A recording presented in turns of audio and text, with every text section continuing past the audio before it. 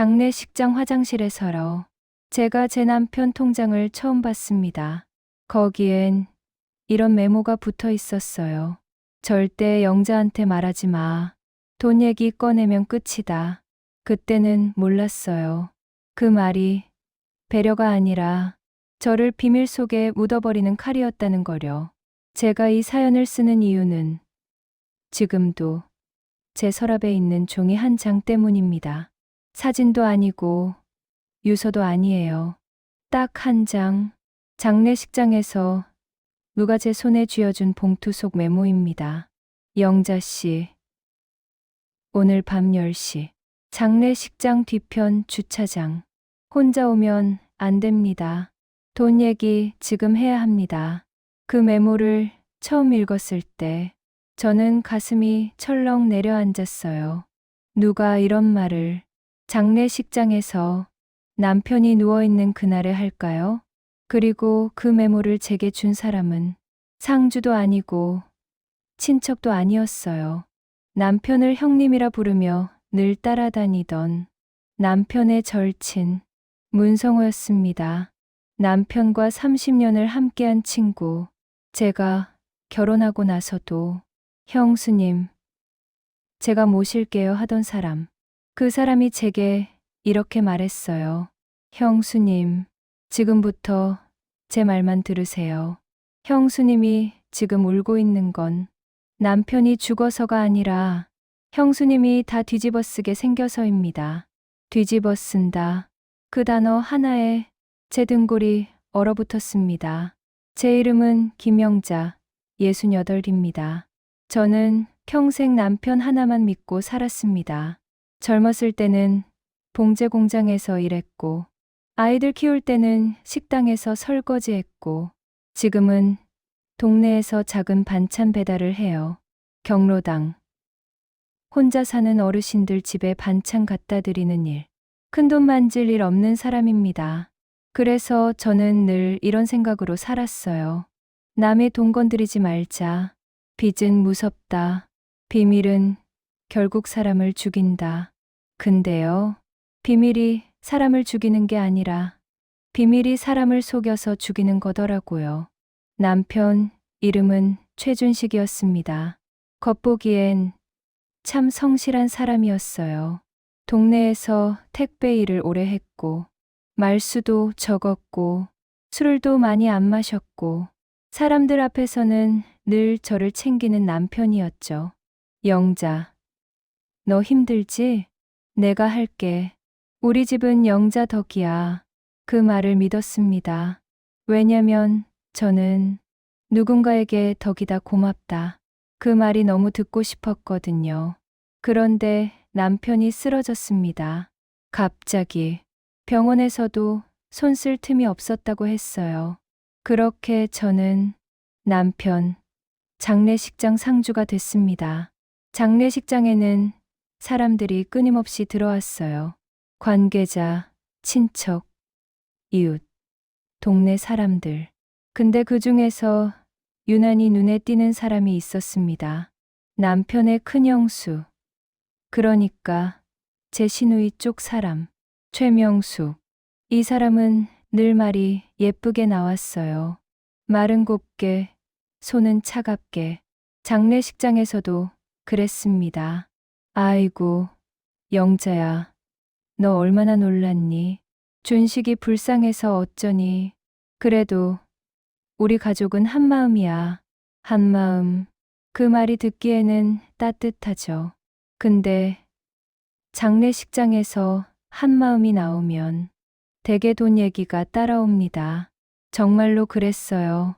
명숙이 제 손을 꼭 잡고 사람들 앞에서는 울먹였고 사람들 없을 때는 목소리가 똑 떨어졌습니다. 영자야, 네, 형님, 준식이 통장 어디 있어? 저는 당황했습니다. 통장이요? 응. 장례 치르려면 돈이 있어야지. 준식이 보험금도 들어올 거고.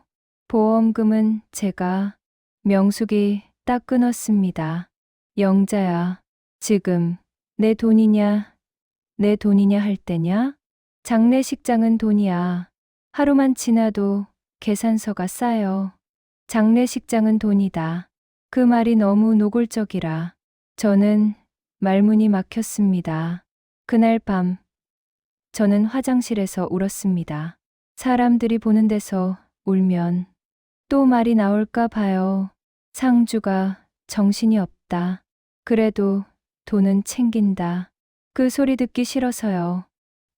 그때 제 핸드폰이 울렸습니다. 문성호, 남편의 친구, 형수님. 네, 성호 씨, 형수님. 지금 어디세요? 화장실이요.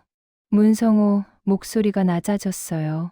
형수님, 큰형수님 말 믿지 마세요. 제가 숨을 삼켰습니다. 왜요? 문성호가 말했습니다. 준식이 형, 형수님 모르게 해둔 게 있어요. 뭐를요? 돈이요. 근데 그냥 돈이 아닙니다. 그때 제 심장이 확 내려앉았어요. 무슨 말이에요? 문성호가 아주 조용히 말했습니다. 형수님, 장례 끝나면 형수님이 빚쟁이가 될 수도 있어요. 빚쟁이. 저는 손이 떨려서 핸드폰을 놓칠 뻔했습니다. 제가 왜요? 문성호가 한숨을 쉬듯 말했어요. 준식이 형이 남 몰래 보증을 몇 개 섰습니다. 보증. 우리 남편이? 네. 그걸 왜 형수님 몰래요. 그리고 그 돈이 누구한테 갔는지 아세요? 제가 입을 떼지 못하자 문성호가 말했습니다. 형수님이 제일 가까운 사람들한테 갔어요. 가까운 사람들. 그 말이 제 목을 조였습니다. 가장 가까운 사람이 가장 잔인한 경우가 많거든요. 장례식 둘째 날, 명숙은 더 노골적이었습니다. 상주 자리 옆에 앉아서 조문객들 앞에서는 이랬어요. 우리 영자 혼자 어떻게 하니?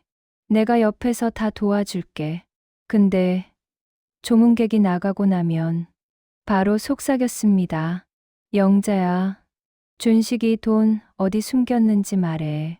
저 진짜 몰라요. 그럼 내가 알게 될 때까지 오늘 밤 잠 못 자. 그 말이 협박처럼 들렸습니다. 게다가 명숙은 장례식장 직원들 앞에서 이렇게 말하기도 했어요. 상주는 정신이 없으니까 내가 대신 결제할게요. 나중에 정사는 가족끼리 하죠. 가족끼리. 그 말이 나오는 순간 저는 확 느꼈어요. 이 사람은 지금 장례 비용을 내가 내 따로 만들고 나중에 저를 묶으려고 한다. 장례식장에서 제일 무서운 건요. 슬픔이 아니라 누가 계산서를 잡느냐입니다. 그리고 셋째 날 새벽 그 메모가 제 손에 들어왔습니다. 오늘 밤 10시 장례식장 뒤편 주차장. 혼자 오면 안 됩니다. 저는 무서웠습니다. 왜 하필 주차장일까? 왜 혼자 오지 말라고 할까? 하지만 저는 더 무서운 게 있었어요. 명숙이 제게 계속 붙어서 통장, 보험, 현금, 그것만 묻고 있었거든요. 저는 은주 동료도 아니고 자식들도 멀리 살고 있어 당장 붙잡을 사람이 없었습니다. 그래서 저는 장례식장 경비 아저씨에게 말했어요. 아저씨, 저 오늘 밤 주차장에 잠깐 나가야 하는데 조금만 같이 있어 주시면 안 될까요? 경비 아저씨가 의아해하면서도 고개를 끄덕였어요. 상주가 그러면 해야지. 무슨 일인데? 그냥 확인할 게 있어서요. 그렇게 10시가 됐습니다. 장례식장 뒤편 주차장. 바람이 차갑고 가로등 불빛이 흔들렸어요. 거기서 문성호가 서 있었습니다. 형수님, 성호 씨 무슨 일이에요? 문성호가 제 손에 종이봉투를 쥐어줬습니다. 형수님, 이거 보세요. 봉투 안에는 종이 몇 장이 들어 있었어요. 한 장, 한 장 넘길수록 제 손이 차가워졌습니다. 최준식 보증, 최준식 대여금, 상환 요청, 그리고 제 이름도 있었습니다. 저는 숨이 멎었습니다. 성호 씨, 이게 뭐예요? 문성호가 낮게 말했습니다. 형수님, 이름으로도 하나 들어가 있어요. 내 이름으로요? 나는 도장 찍은 적 없는데요. 문성호가 고개를 끄덕였습니다. 그럴 겁니다. 형수님은 몰랐을 거예요. 그럼 누가? 문성호가 입술을 깨물고 말했습니다. 그걸 지금부터 찾아야 합니다. 그때 뒤에서 또 다른 목소리가 들렸습니다. 어머, 여기서 뭐해요? 최명숙, 신우이 쪽 형님. 명숙이 웃으면서 다가왔어요. 웃는데 눈이 웃지 않았습니다. 영자야, 상주가 밤에 왜 여기 있어? 저는 떨리는 목소리로 말했습니다. 형님, 저 잠깐. 명숙이 문성호를 보더니 말했어요. 성호 씨, 지금 형수한테 무슨 말 했어요? 문성호가 딱 잘랐습니다. 형님, 그만하세요. 명숙이 웃었습니다. 그만? 무슨 말씀이세요? 나는 우리 영자 도우러 온 건데. 도우러. 그 말이 얼마나 가증스러운지 그날 저는 처음 알았습니다. 명숙이 제 손목을 잡고 말했어요. 영자야, 저 사람 말 믿지 마. 준식이 친구들이야말로. 준식이 돈 노리는 사람들이야. 돈 노리는 사람. 그 프레임을 명숙이 제게 씌우려는 순간 문성호가 조용히 말했습니다. 형님, 돈 노리는 사람이 누군지 형수님도 이제 알 겁니다. 명숙 얼굴이 잠깐 굳었습니다. 무슨 소리야? 문성호가 봉투에서 한 장을 꺼내 명숙 앞에 내밀었습니다. 형님, 이거 봐요. 준식이 형이 마지막으로 남긴 메모입니다. 명숙이 종이를 보더니 손끝이 떨렸어요. 저는 그때 처음으로 느꼈습니다. 아, 이 사람도 뭔가 알고 있구나. 그리고 이 비밀은 돈보다 더 무겁구나. 문성호가 제게 낮게 말했습니다. 형수님, 지금부터가 진짜 시작이에요. 장례 끝나면 형님이 형수님한테 모든 걸 뒤집어 씌울 겁니다. 저는 숨을 삼켰습니다. 왜 저한테요? 문성호가 말했습니다. 상주니까요. 상주는 마지막에 책임을 뒤집어 쓰기 쉬운 자리입니다. 그 말이 너무 현실이라 저는 눈물이 확 올라왔습니다. 명숙이 갑자기 목소리를 높였어요. 영자야, 너 지금 준식이 친구 말 듣고 가족을 의심하는 거야? 가족. 그 단어가 또 나왔죠. 그 말이 나오면 저는 늘 좋았습니다. 그런데 그날은 제가 처음으로 말했습니다. 형님, 제가 의심하는 게 아니라 제가 살려고 하는 거예요. 그 순간 명숙의 표정이 완전히 바뀌었습니다. 살려고? 내가 뭘 살려고 해. 준식이 죽었는데 그 말이 너무 잔인해서 저는 오히려 정신이 또렷해졌습니다. 준식이는 죽었지만 저는 살아야죠. 문성호가 제 옆에서 말했어요. 형수님, 이제 장례식장 안으로 들어가요. 그리고 오늘 밤부터 형수님은 절대 혼자 움직이지 마세요. 저는 고개를 끄덕였습니다. 명숙은 웃지도 못하고 저를 노려봤습니다. 그 눈빛이 말하더군요. 내가 감히 비밀을 건드려? 장례 후 명숙의 여론전 영자가 돈 숨겼다 몰이.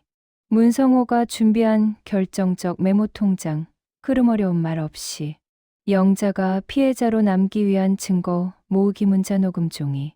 남편이 남긴 진짜 비밀돈의 정체 숨긴 이유. 결말 영자가 뒤집어 쓰는 구조를 막고 아이들과 안전하게 정리.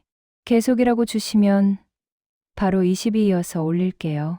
장례식장 안으로 다시 들어오는데 발바닥이 땅에 닿는 느낌이 없었습니다.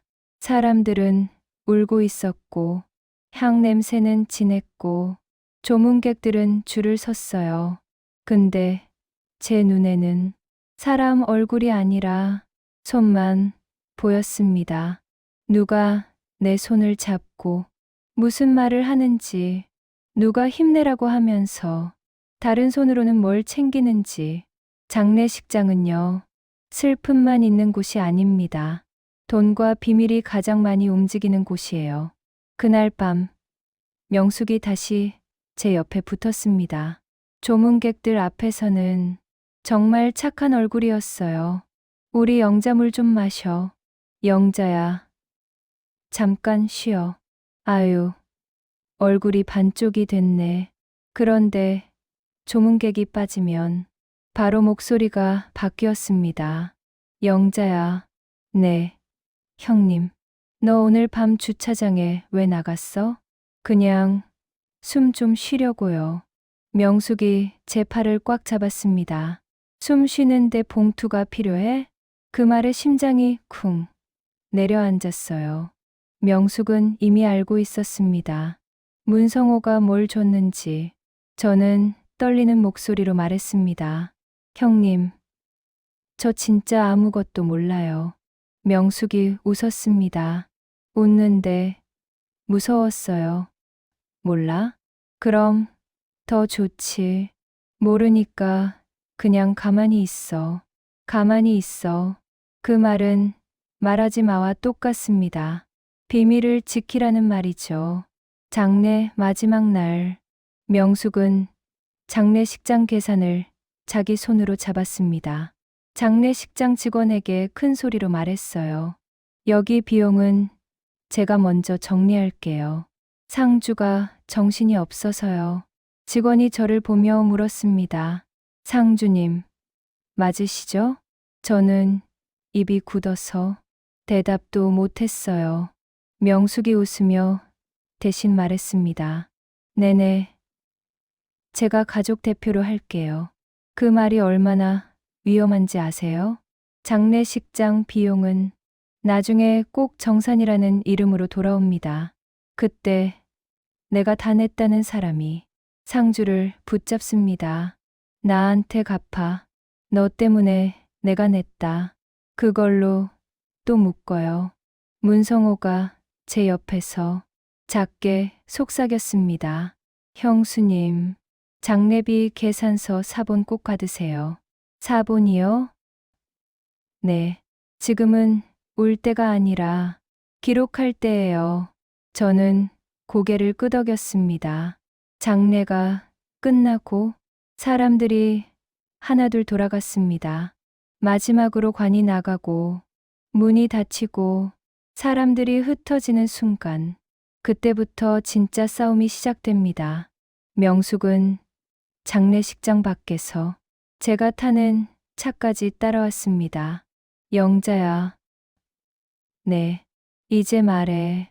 준식이 돈 어디 있어? 저는 숨이 막혔습니다. 형님, 정말 몰라요. 명숙의 목소리가 단단해졌습니다. 모르면 내가 책임져. 제가 뭘 책임져요? 명숙이 손가락으로 저를 콕 찍었습니다. 준식이 그 순간 제 머리가 하얘졌습니다. 형님, 그걸 왜 제가? 명숙이 아주 조용히 말했습니다. 상주니까. 장례식장에서 그 말만큼 잔인한 말이 없어요. 명숙이 이어 말했습니다. 준식이 형이 빚을 남겼으면 아내가 책임지는 거야. 그게 순서야. 순서. 그 순서라는 게 누군가에게는 함정입니다. 집에 돌아오자마자 명숙은 우리 집을 뒤지기 시작했습니다. 진짜예요. 신발장, 장롱, 서랍, 베개밑, 쌀통. 그러면서도 말은 예쁘게 했습니다. 영자야, 난 널 도와주려고 그래. 형님, 뭘 도와줘요? 숨겨둔 돈 있으면 지금 꺼내서 빚부터 막자. 빚부터 막자. 그 말이 그럴싸해 보이죠? 근데 그 속은 이거예요. 내가 가진 걸 나한테 넘겨라. 문성호가 제게 메시지를 보냈습니다. 형수님, 명숙 씨가 집에 있으면 절대 봉투 꺼내지 마세요. 지금부터 통화는 녹음하세요. 저는 핸드폰 녹음을 켰습니다. 그리고 명숙에게 물었습니다. 형님, 준식이 빚이 누구한테 간 건데요? 명숙이 잠깐 멈칫하더니 말했습니다. 그걸 내가 어떻게 알아? 형님이 책임지라면서요. 명숙이 얼굴을 찌푸렸습니다. 영자야, 말꼬리 잡지 마. 지금은 가족끼리. 제가 끊었습니다. 가족이면 왜 형님은 내가 책임질 게가 아니라 내가 책임져예요? 명숙 얼굴이 확 굳었습니다. 너 지금 나 따지냐? 그때 문성호가 집으로 들어왔습니다. 형수님, 명숙이 돌아서며 말했어요. 성호 씨, 지금 왜 와요? 문성호가 차갑게 말했습니다. 형님, 그만하세요. 명숙이 비웃었습니다. 그만. 나 지금 영자 도와주는 거예요. 문성호가 단호하게 말했어요. 도와주는 사람이 집을 뒤져요? 그 말에 명숙 얼굴이 발갛게 달아올랐습니다. 그날 밤 문성호가 제게 말했습니다. 형수님, 준식이 형이 죽기 전에 저한테 한 말이 있어요. 뭐라고요? 문성호가 숨을 한번 들이마시고 말했습니다. 영자만은 모르게 해줘. 이 말이었어요. 저는 눈물이 확 올라왔습니다. 왜요, 왜 나만? 문성호가 고개를 저었습니다. 형수님을 지키려고가 아니에요. 그럼요, 형수님을 비밀 속에 묶어두려고였어요. 묶어두려고. 그 말이 너무 아파서 저는 숨이 막혔습니다. 문성호가 이어 말했어요. 준식이 형은요, 큰형 쪽에서 돈을 달라고 할 때마다 거절을 못했어요. 큰형이요? 네, 명숙 씨 남편. 준식이 형 친형이죠.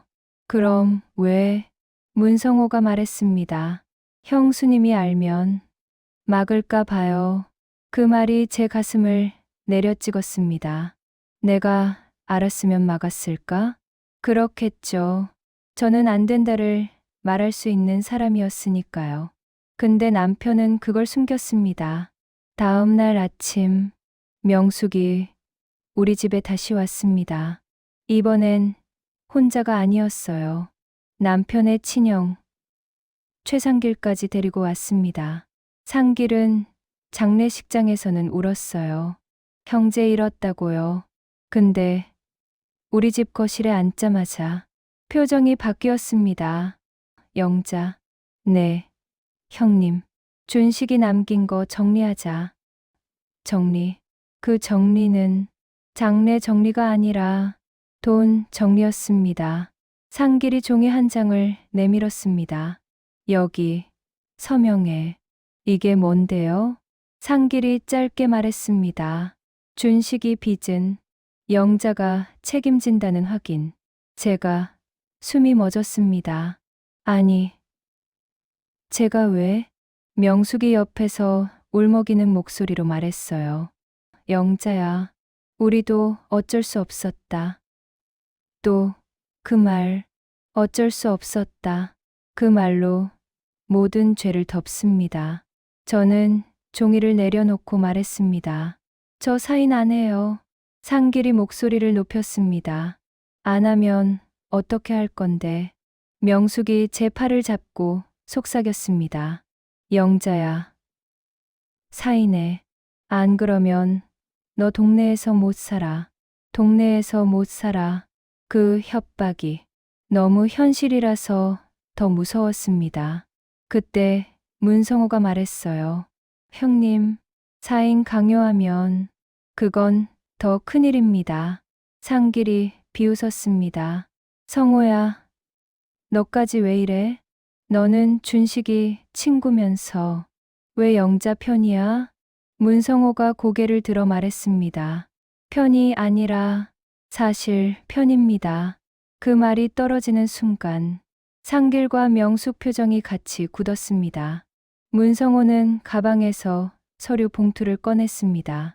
형님, 이거부터 보세요. 명숙이 소리쳤습니다. 뭔데요? 문성호가 봉투에서 종이를 꺼내 탁 펼쳤습니다.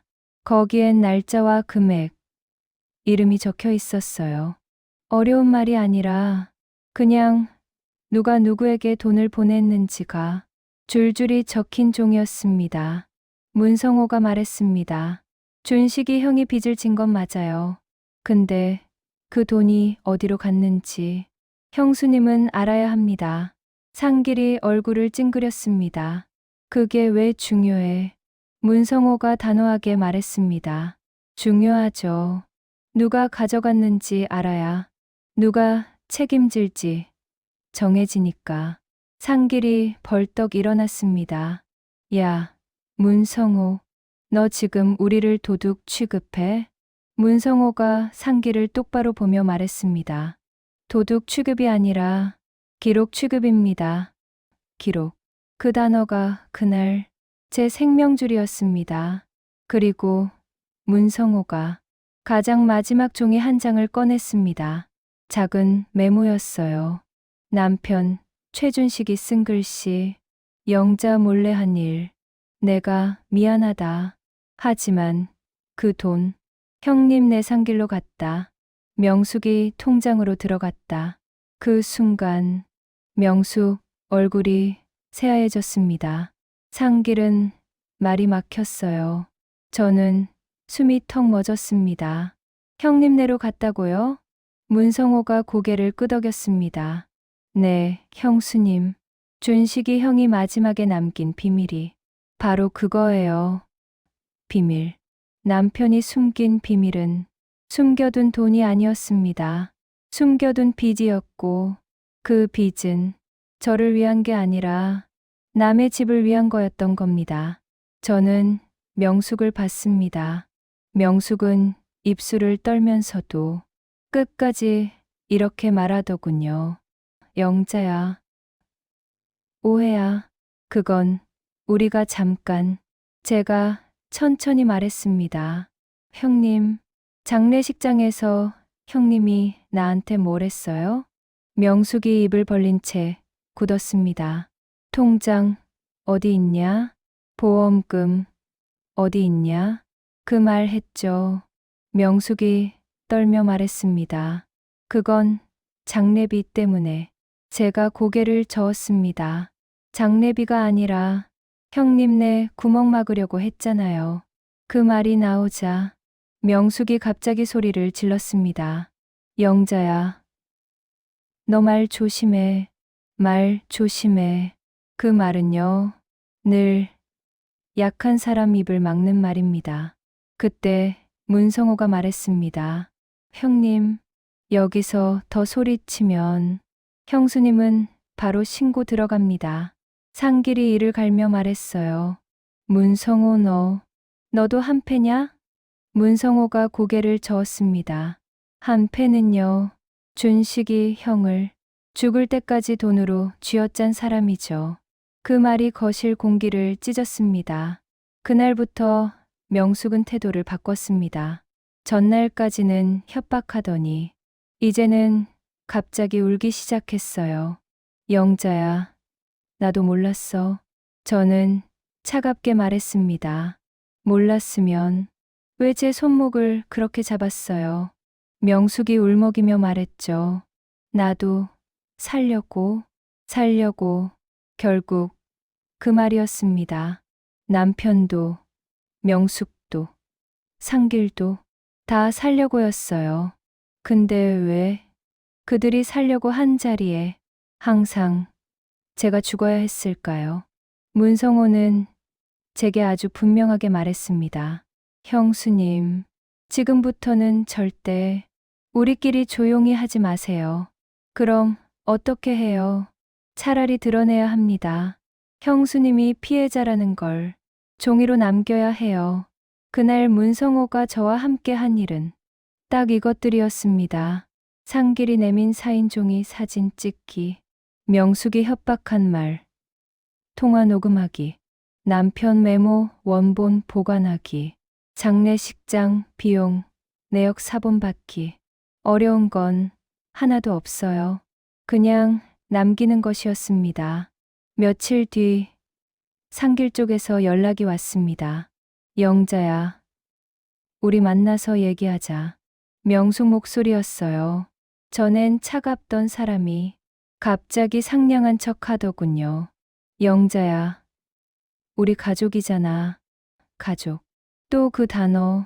저는 그 말에 이렇게 답했습니다. 가족이면 내가 왜 장례식장에서 돈 얘기로 협박을 들어야 해요? 명숙이 잠깐 말이 막혔다가 바로 말했어요. 그럼 너는 우리를 다 죽일 거야? 저는 고개를 저었습니다. 제가 죽이는 게 아니에요. 형님들이 준식이를 그렇게 만든 거예요. 결말 말씀드릴게요. 저는 결국 상길과 명숙이 요구한 사인 절대 하지 않았습니다. 문성호가 확보한 메모와 돈이 흘러간 기록 덕분에 영자가 빚을 전부 떠안는다. 그 구조는 막았습니다. 시간은 걸렸지만요. 그 시간 동안 저는 정말 많이 무너졌습니다. 슬퍼할 시간도 없었어요. 장례 끝나자마자 전쟁이었으니까요. 하지만 끝내 제가 배운 건 하나였습니다. 장례식장에서는요, 슬픔보다 더 빨리 움직이는 게 있어요. 돈, 그리고 비밀, 그리고 그 둘이 붙으면 가장 먼저 무너지는 사람은 대개 상주입니다.